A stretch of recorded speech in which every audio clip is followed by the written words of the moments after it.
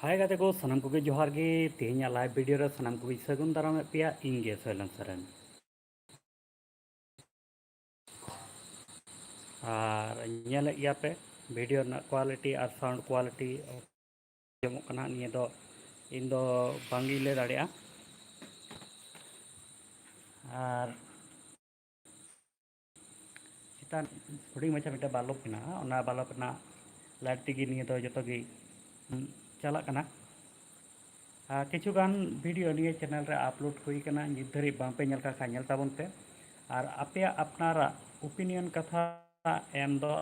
आलापे हिड़ीमा और live video रे अड़ी घड़ी घड़ी हाँ बाले पे हेज दाड़िया कना और साथे ओई नेटवर्क का प्रॉब्लम को एक दिन को चला कना तो जहाँ जगह रे सेटअप मेना रूम भीतर रे ओंडे खन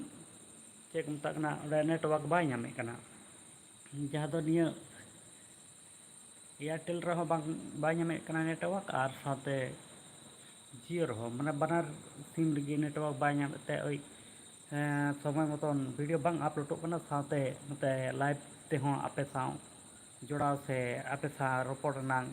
जहाँ तीन कोशिशों कना चेष्टा हुई कना जे आपे साव लाइव रोपड़ लगी मेनखान ओना को जतो गी फिलो कना अदो तेहिन दो हुडी मछा अपडेट वीडियो ले पिया जहाँ दो बीरभूम रना हैं घटना को साथे कयेकटी वीडियो ना अपडेट को हाँ निये चैनल रे वीडियो अपलोड हुई कना ओना कोरेना वीडियो अदो बांग पे ñel का खा ओंडे खन सेन कते ओना ñel का ताबन पे और आपिया अपनारा ओपिनियन कथा एम दो आलोपे हिड़ीña मा तले सेटअप अड़ी नपाय बनुआ साथे ñel गया पे अंधार अंधार न्यूज न्यूज ñेलो कना और साउंड क्वालिटी पासे अड़ी दो बांग नपाया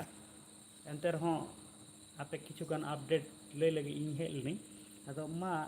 एडजस्ट ताबन पे साउंड क्वालिटी वीडियो क्वालिटी और ओना को वीडियो ñel कते आपिया अपनारा ओपिनियन कथा एम आलोपे हिड़ीña निये गे आपे आस तहन कना मा तले सनाम को जोहार गे तिहिña लाइव वीडियो दो निना धरी गी गुड नाइट नापाय ते तहन ताबन पे अड़ी लटू लटू लाइव वीडियो बाले हजो चेदा से नेटवर्क ना अड़ी गान गे प्रॉब्लम मेना और बांखा तला रे आपे सा रोपड़ एतहब लेखान देखा गेलो नेटवर्क गे हाँ तानते बगिएबना अदो ओना तेगी हुडी हुडी मछाते अपडेट वीडियो ले पे कना और मा ओना को वीडियो ñel ताबन पे मा तले सनाम को विदाय जोहार गुड नाइट नापाय ते तहन ताबन पे।